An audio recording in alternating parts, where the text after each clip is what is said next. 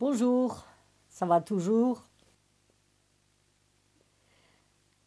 Alors, aujourd'hui, on est dans la campagne. Oh, peut-être pas loin d'ici, après tout, pourquoi pas. Il y a une petite maison avec des murs en crépi blanc et puis des tuiles blondes. Devant la maison, une petite cour et derrière un poulailler vide. Bah oui, vide. Il y avait des poules, hein, mais le renard est venu et il a tout mangé. D'ailleurs, la maison, c'est la maison de Jean. Jean, il avait aussi un champ, enfin il l'a toujours, mais le champ aussi, il est vide parce qu'il avait semé du grain, mais les étourneaux sont venus et ils ont tout mangé avant même que ça ne germe. Et puis, c'est la même chose avec sa vigne. Il a une petite vigne, mais il y avait pour une fois du bon raisin. Hein. Oui, bah, il y a eu un orage et tout a été dévasté, plus un seul grain. Voilà, Jean, c'est comme ça. Tiens, d'ailleurs, il sort de chez lui, là. Il a sa casquette à la main, il s'arrête sur le seuil de sa porte. Il y a un oiseau qui passe par au-dessus et floc. Et j'en ai marre, et j'en ai marre, marre. Jean jette sa casquette par terre, il chotte dans la terre, il s'assied sur une pierre qui est là, un peu plus loin. Tiens, j'ai autant de chance à aller me pendre. Quoique, avec la chance que j'ai, la corde casserait. À ce moment-là, il y a un vieil homme qui passe sur le chemin devant chez lui. Il regarde Jean. Eh ben Jean, qu'est-ce qui t'arrive? Hein? Qu'est-ce que c'est que ce cinéma? Ah, c'est toi l'ermite. Ouais, bah écoute, j'ai bien envie d'aller me pendre. J'ai pas de chance. Tout ce que je fais, ça rate. Ah, la chance. Mais la chance, gamin, elle appartient qu'à Dieu. Va donc lui demander. Et l'ermite continue son chemin. Jean se lève, ramasse la casquette, la tape sur son genou pour enlever la terre. Après tout, qu'est-ce que je risque? Allez, on va y aller. Il rentre chez lui.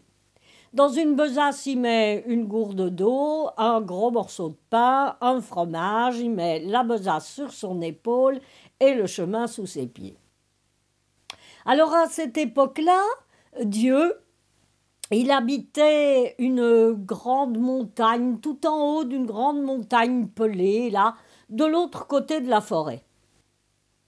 Donc Jean marche, il entre dans la forêt, il marche, au détour d'un chemin, au milieu de la route, un museau pointu, deux oreilles dressées, deux yeux jaunes, un loup.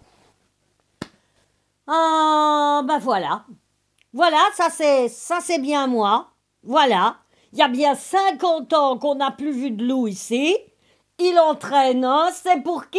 C'est pour moi. Allez, vas-y, la bête, mange-moi, va, mais méfie-toi, parce que peut-être que je porte la guigne aussi, on sait jamais. Oh, bah t'en fais pas, va. Je te mangerai pas. Non, mais regarde-moi, tu vois bien, je suis maigre comme tout. Ça fait des semaines que j'arrive plus à rien manger. J'ai plus d'appétit, j'ai plus envie de manger. Mais faudrait que ça s'arrête, hein, parce qu'à ce train-là, je vais mourir, moi. Hein. Oh, bah écoute, je vais voir Dieu. Je lui demanderai conseil pour toi, et puis en revenant, je te dirai, d'accord? Ah oui, d'accord. Et le loup retourne dans les fourrés, et Jean poursuit son chemin. Il marche, les premières étoiles s'allument dans le ciel.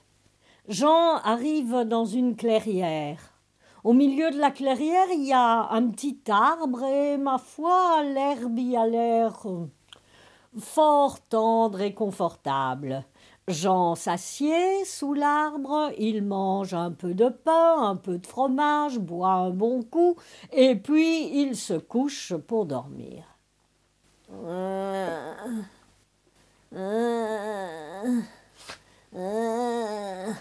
Bah, qu'est-ce que c'est qui fait ce bruit? Bah, on dirait des plaintes, je ne vois personne. C'est moi, l'arbre. Ah! Bah, et pourquoi tu te plains comme ça? Ah, ben, écoute, tu vois comme je suis petit, chétif. Et tu vois tous les autres arbres autour, là. Eh ben, eux et moi, hein, on est des glands de la même année. Et tu vois, eux, ils sont forts et grands, et moi, je pousse pas. Je sais pas pourquoi, puis j'ai mal partout. Oh là là, ah, c'est embêtant. Ben, écoute, il faudrait quand même que je dorme, hein. Alors, voilà ce que je te propose. Tu arrêtes de te plaindre, et moi demain, quand je verrai Dieu, je lui demanderai un conseil pour toi. D'accord? Oui, oui, d'accord, je veux bien. L'arbre se tait, Jean s'endort. Le lendemain matin, grignote encore un peu de pain, un peu de fromage, boit un coup et se remet en chemin. Il sort de la forêt et le chemin se met à monter. À peu près à la moitié de la montagne, il y a une maison en pierre. Et devant la maison, assise sur un banc, il y a une jeune fille. Et ses épaules sont toutes secouées de sanglots, elle a la tête dans les mains. Jean s'approche, pose la main sur son épaule. « Eh ben, demoiselle, pourquoi vous pleurez comme ça ?»« Oh, monsieur, je sais pas. Ça fait des mois que je pleure comme ça, mais je sais pas pourquoi. Pourquoi je pleure, je crois que Dieu seul le sait. Hein. Eh ben, écoutez, si Dieu le sait, je lui demanderai. Et puis je reviendrai vous voir. Parce que justement, moi, je vais le voir aussi pour lui demander conseil. D'accord? Attendez-moi là, je reviendrai. Et Jean poursuit son chemin. Le voilà en haut de la montagne. Là-haut, il y a la grotte blanche où habite Dieu.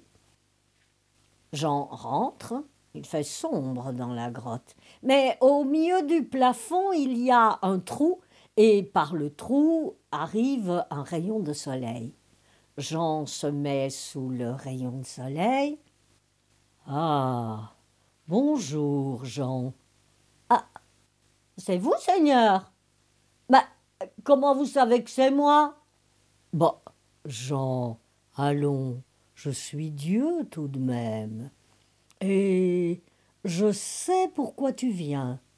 Tu veux ta chance, non ? » ?»« Oui. » »« Eh bien, Jean, rentre chez toi. Ta chance, elle t'attend. »« Ah, ah, merci Seigneur, merci. » Et Jean sort en courant de la grotte. Arrivé dehors, il s'arrête, se retourne, rentre dans la grotte et retourne sous le rayon.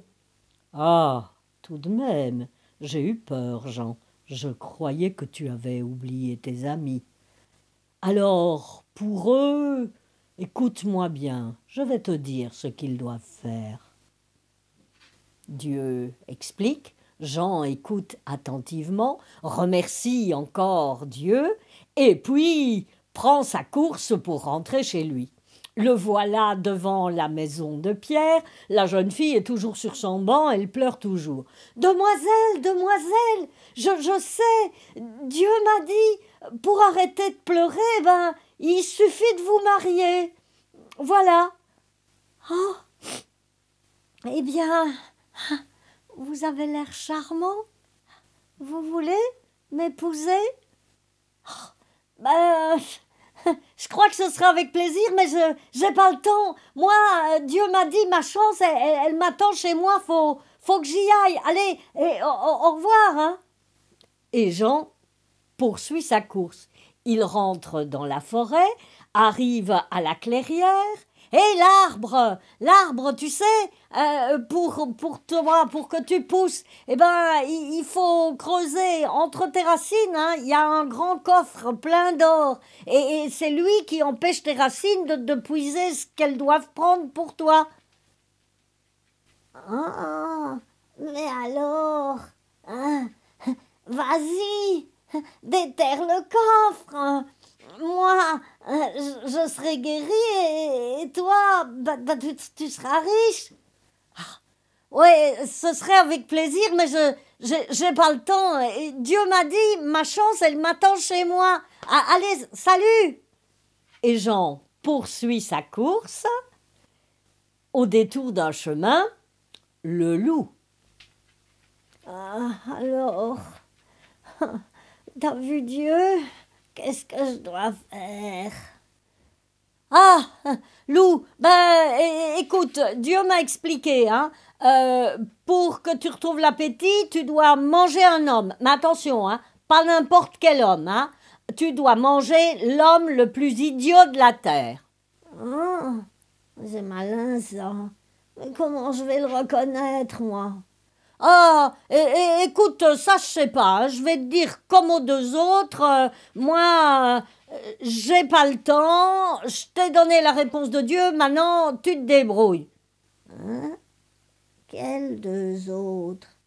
Ah j'ai rencontré une jeune fille, hein, elle pleurait, puis j'ai demandé à Dieu pour arrêter de pleurer, elle devait se marier, voulait que je l'épouse, mais moi j'ai pas le temps, je dois aller chez moi, ma chance m'attend, et puis dans la clairière, là-bas plus loin, là, il y a un arbre, il n'arrive pas à pousser, Dieu là aussi, il m'a dit, s'il pousse pas, c'est parce qu'il y a un coffre plein d'or dans ses racines, et ça empêche ses racines de le faire pousser. Il voulait que je le déterre, mais moi, j'ai pas le temps, hein. Ma chance m'attend chez moi. Bon, allez, salut, hein, parce que pour toi non plus, j'ai pas le temps. Salut. Hé, Jean, attends une minute, viens. Dis-moi, Jean, t'appelles comment, toi?